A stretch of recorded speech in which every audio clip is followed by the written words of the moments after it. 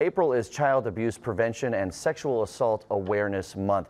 Really important topic, and there are frontline responders right here in our city helping victims and witnesses to this abuse. So joining us now to chat about what their efforts are to end child sexual abuse and the resources they provide are Traneeka Mickell with Chicago Children's Advocacy Center. Traneeka, thank you so much for coming on in today. No, thank you for having me. You know, this is such a hard conversation to have. I think a lot of people want to stay away from it, but I imagine what you guys feel is like, kids don't have a voice. We need to be the voice for them, and that's what you guys are all about, right? Absolutely. We believe that children are not responsible for keeping themselves safe.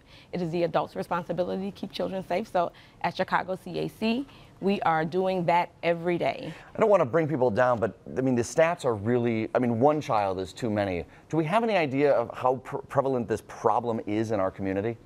Yes, well, at Chicago CAC, we see over 2,000 cases per year with regards to sexual abuse allegations. So we investigate many, many cases, and we know that it is hugely underreported.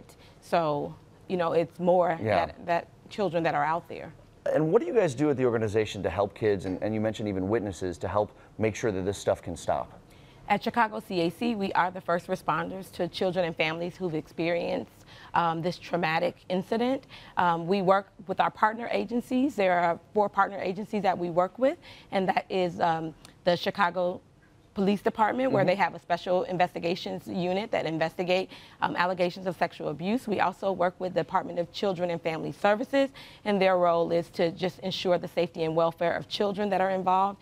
We work with the Assistant State's Attorney's Office, and their job is to prosecute the criminals that perpetrate these crimes. And we also work with John Stroger Medical Clinic, and they have child abuse pediatricians that are skilled and trained in conducting forensic medical examinations. Man, you really do need a village of people to come together, because you're right, this is about prosecuting, this is going through the legal system, this is going through the mental and physical health situations, so it really does take a village to get everyone together on this. Talk about Sisters Keeper. What is that all about? So My Sisters Keeper is a coalition of service providers, and our main focus is to empower or give a voice to Black women and girls who've experienced sexual violence. And My Sisters Keeper is having an event this weekend. It is on Saturday, April 27th, from 3 to 5 p.m. at our location, 1240 South Damon in Chicago. So it is open. It's a platform for survivors. It's a panel of survivors who are going to be speaking out and answering questions as it relates to sexual violence that they've experienced. I want to leave like one takeaway for our viewers, and you mentioned that underreporting. Just if you can really quickly, if someone has any doubt or wonder, like what is a surefire sign that there is a child out there that might be being abused?